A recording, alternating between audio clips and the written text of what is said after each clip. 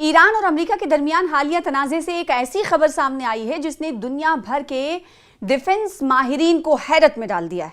इत्तलात के मुताबिक एक अमेरिकी F-15E स्ट्राइक ईगल जंगी तैयारा मुमकिना तौर पर ईरान के एक ऐसे जदीद ड्रोन सिस्टम का शिकार हुआ जिसे माहिरीन जेलीफिश ड्रोन स्वार्म का नाम दे रहे हैं। अगर ये दावा दुरुस्त साबित हो जाता है तो ये सिर्फ एक जंगी तैयारी की तबाही नहीं बल्कि जदीद फिजाई जंग के पूरे मंजरनामे में एक बड़ी तब्दीली समझी जाएगी। नाज़रीन, अप्रैल में अमेरिका और ईरान के साथ जारी कशीदगी के दौरान अमेरिकी फिजाइया का एक F-15E स्ट्राइक ईगल तैयारा ईरानी हुदूद में गिरकर तबाह हो गया था। ये पहला मौका था जब ईरान के साथ बराह रास्त तनाज़े में किसी अमेरिकी जंगी तैयारे को मार गिराया गया था। उस वाक़े के बाद अमेरिकी हुकूमत ने तैयारे की तबाही की असल वजह के बारे में खामोशी इख्तियार की। ताहम अब अमेरिकी मीडिया में शाया होने वाली एक रिपोर्ट्स ने एक नया इंकशाफ किया है।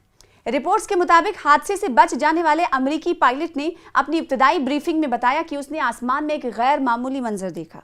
पायलट के मुताबिक मुतादिद ड्रोन एक दूसरे से जुड़े हुए थे और एक ही जिस्म की तरह हरकत कर रहे थे। इन ड्रोन्स की साख्त दूर से किसी जेली फिश या समुद्री मखलूक जैसी दिखाई दे रही थी। ज़राए के मुताबिक एक बड़ा ड्रोन ऊपर मौजूद था जबकि उसके नीचे कई छोटे ड्रोन ऐसे लटक रहे थे जैसे जेली फिश की टांगे हों। यही वजह है कि अमेरिकी इंटेलिजेंस हलकों में इसे जेली फिश ड्रोन स्वार्म कहा जा रहा है। पायलट ने अपनी ब्रीफिंग में दावा किया है कि जब वो तैयारे से इजेक्ट कर रहा था तो उसे आसमान में ड्रोन्स का एक पूरा जाल दिखाई दिया जो एक फिजाई बारूदी सुरंग के मैदान जैसा महसूस हो रहा था।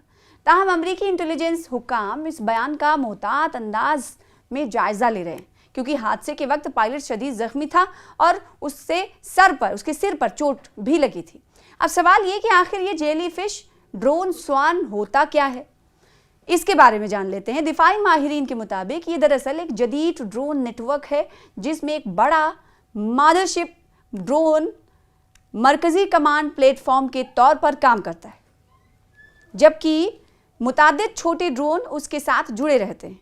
ये तमाम ड्रोन मेश नेटवर्किंग नामी टेक्नोलॉजी के जरिए आपस में राबते में रहते हैं। मैश नेटवर्किंग, जी हाँ, आपस में राबते में रहते हैं।